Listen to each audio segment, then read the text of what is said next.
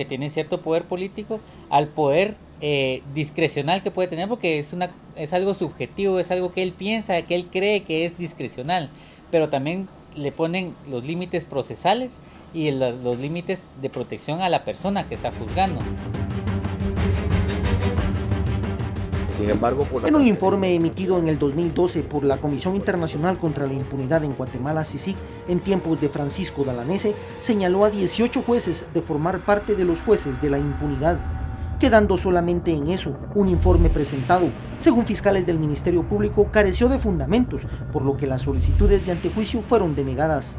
Los jueces definitivamente estamos expuestos ante la ciudadanía y dadas las circunstancias de lo que ha sucedido en el Ejecutivo, pues la ciudadanía cuando está inconforme de alguna resolución, lo que hace en lugar de impugnar, lo que hace es ir a acusar al juez. Hemos pretendido en algunos casos, y le pongo mi ejemplo, ¿verdad?, que he sido nombrada como juez de la impunidad, ¿verdad?, los 18 jueces de la impunidad, en el caso cuando estaba el comisionado Dalanese, ¿verdad?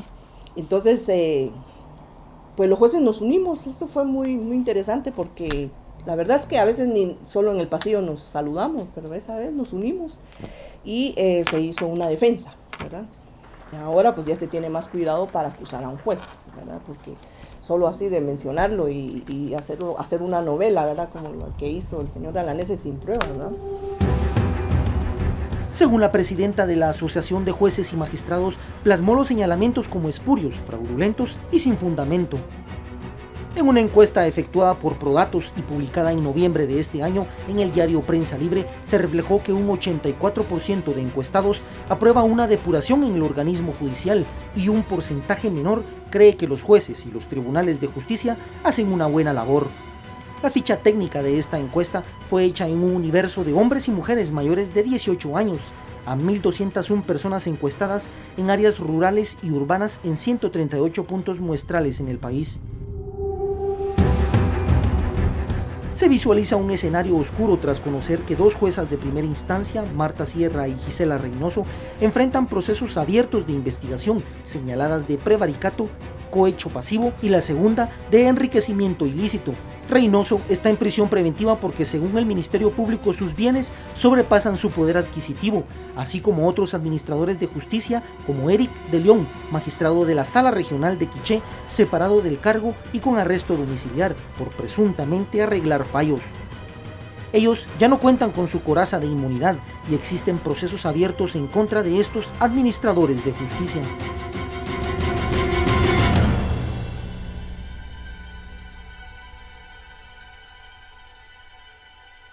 Ante esto surge la interrogante si la descalificación de la sociedad para algunos administradores de justicia se traslada permanentemente a los tribunales de justicia ante la pérdida de la credibilidad en el ente encargado de impartir justicia. Pausa, pero volveremos con más de este programa A Fondo. Ante la actual situación se visualiza un escenario difícil. Ante esto, el titular de la CICIG, Iván Velázquez, propone un impuesto extraordinario que sirva para combatir el flagelo de la corrupción y de la impunidad e inyectar de fondos al Ministerio Público, entre que hoy en día, con los recursos que tiene y según el comisionado, se le hace difícil continuar el combate efectivo de la impunidad y la corrupción en el país.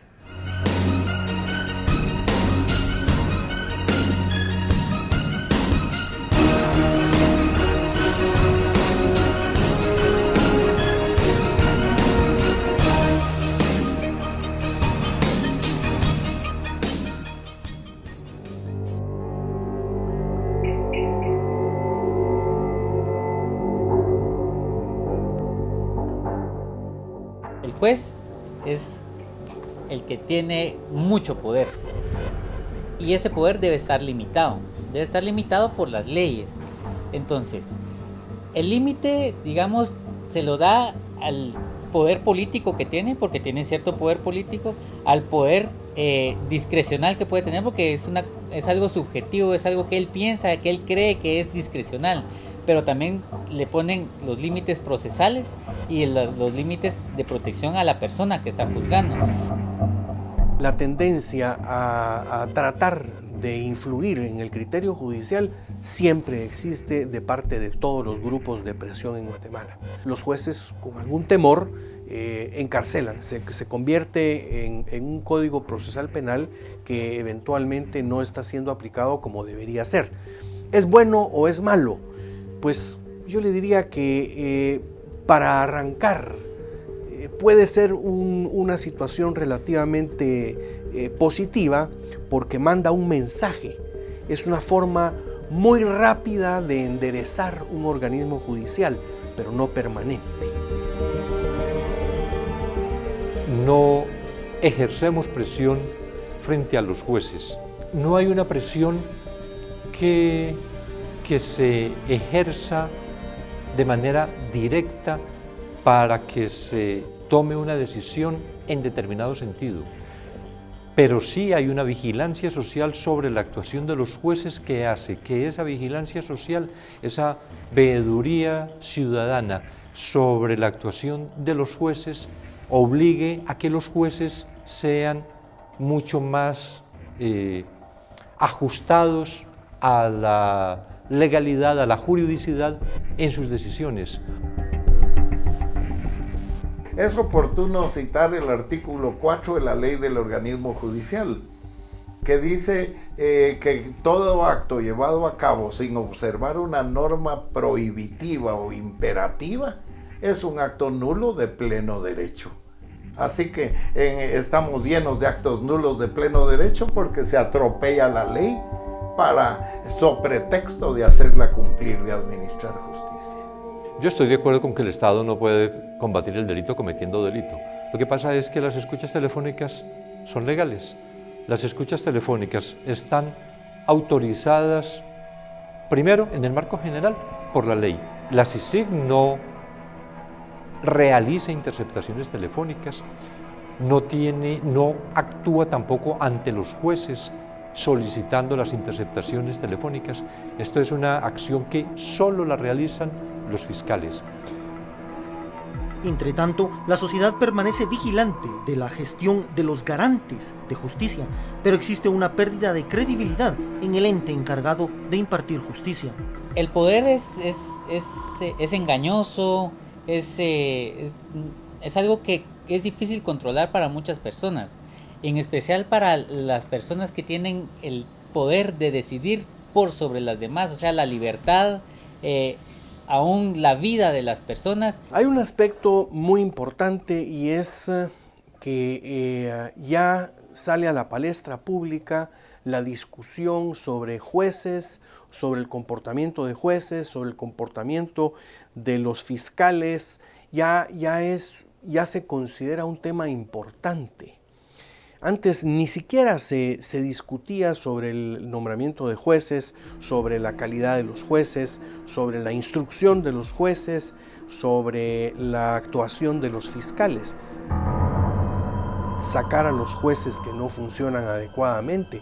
Todo ese procedimiento no ha funcionado en los últimos 14, 15 años, que debería haber estado funcionando. Nosotros en la primera corte entendió esa situación y depuramos alrededor de 25 jueces. Son los propios diputados. La Comisión Internacional contra la Impunidad en Guatemala, CICIG, junto al Ministerio Público, en los últimos meses ha desarticulado más de 14 estructuras criminales y no solo clavó su mirada en el Ejecutivo con el caso de La Línea, sino en los poderes del Legislativo y Judicial. En el Congreso ha planteado 8 de los 12 antejuicios solicitados a congresistas y por el lado del Poder Judicial la Comisión ha presentado diferentes antejuicios contra juzgadores por varios delitos. Con los recursos actuales, el Ministerio Público no puede profundizar en la lucha contra la corrupción. Y esa lucha contra la corrupción, esa posibilidad de profundizar, de extender también las investigaciones, requiere recursos. El Ministerio Público, en sus condiciones técnicas y presupuestarias actuales, es absolutamente incapaz de afectar sensiblemente la corrupción y podríamos decir más, de afectar sensiblemente la impunidad. Para que pueda afectar sensiblemente la impunidad, necesita robustecerse, Y ahí hay un problema. Y ese problema, la solución de ese problema requiere recursos. ¿De qué manera obtiene un Estado los recursos? Naturalmente, de los impuestos. Y he hablado de un impuesto extraordinario porque es que se trata de una situación extraordinaria, una situación excepcional de lo que yo he llamado como una deuda histórica del Estado con la justicia, que es la que revela, por ejemplo, que el Ministerio Público esté solo en 34 municipios de los 338. Como cita el texto al inicio de esta pieza periodística, cualquier persona individual o representando alguna institución o entidad puede caer en algún tipo de malas prácticas, las cuales son incompatibles con la objetividad e imparcialidad que debe regir el funcionamiento de la justicia. La Corte Suprema de Justicia de Nicaragua presentó un nuevo código procesal que transforma en su totalidad el procedimiento y la realización de los juicios. A la vez, están formando y capacitando al personal del sistema judicial con el fin de mejorar la forma de ejercer el derecho y de fortalecer el poder judicial en ese país. Mientras que los tentáculos de la corrupción alcanza a fiscales, jueces y abogados salvadoreños que, según la Fiscalía General de El Salvador, formaban una red de corrupción judicial que arreglaban fallos para favorecer a delincuentes y corruptos. Mientras esto sucede en los países centroamericanos, en nuestra Guatemala crea suspicacia la renuncia de un fiscal del Ministerio Público a cargo de la investigación en contra de la banda de La Línea y por la integración de una oficina de asesorías legales y penales representada por 2 exabogados de la CICIG. Las autoridades han mencionado que se mantendrán vigilantes ante cualquier acción de esta nueva oficina legal.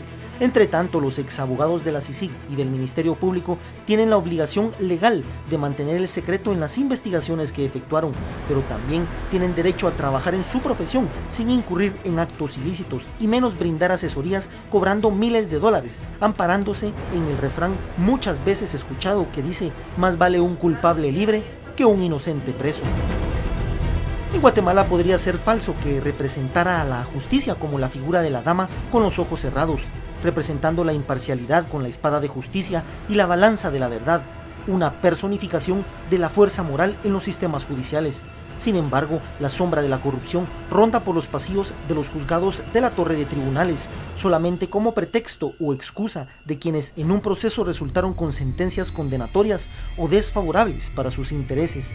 Sin embargo, mantenemos la figura del juzgador como el administrador de justicia en toda su expresión. En nuestra mente es la de un conocedor del derecho, estudioso y dedicado a su trabajo, rodeado de personas que procuran estar a la altura en capacidades y conocimientos para promover las acciones de la justicia en defensa de la verdad, la legalidad en los derechos de los ciudadanos y por ende del interés público. Se debe fortalecer el Estado de Derecho en nuestro país, facilitar los mecanismos de denuncia contra los jueces y funcionarios que puedan estar actuando de manera ilegal, porque castigar al funcionario corrupto genera confianza entre la población, la cual podría empezar a sentir que la ley se aplica de manera justa y equitativa. Recordemos que la absolución del culpable es la condena del juez. Soy Haroldo Sánchez y esto fue A Fondo, periodismo investigativo de Noticiero Guatevisión. Feliz noche, hasta pronto.